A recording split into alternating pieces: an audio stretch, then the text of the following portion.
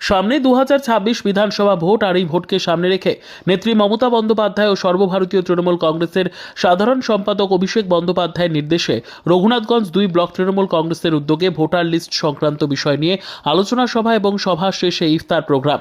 এদিন এই কর্মসূচিতে উপস্থিত ছিলেন জঙ্গিপুর সাংগঠনিক জেলা তৃণমূল কংগ্রেসের সভাপতি তথা জঙ্গিপুর লোকসভার সাংসদ খলিলুর রহমান, রাজ্যের বিদ্যুৎ প্রতিমন্ত্রী আখরুজ্জামান, ব্লক সভাপতি ইউসুফ শেখ, পঞ্চায়েত সমিতির সভাপতি মমিনা খাতুন সহ ব্লক নেতৃত্ব। রঘুনাথগঞ্জ বিধানসভা আমাদের সম্মানীয় বিধায়ক আমাদের জেলার মন্ত্রী আখরুজ্জামান সাহেবের নেতৃত্ব এবং উদ্যোগে আজকের এই সভা।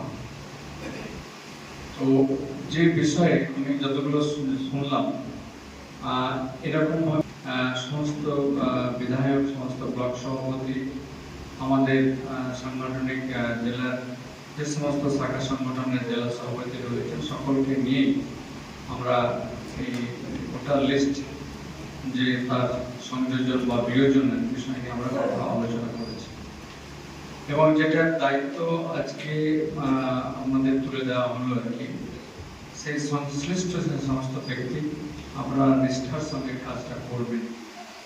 কারণ আমিও কিছু দেখেছি, কিছু মনে করার নেই। আমরা যতদিন বাঁচবো ততদিনই আমাদের শিখতে হয়। যদি বাড়িতে যাবো, আমাদের মনের মধ্যে এই কাজ।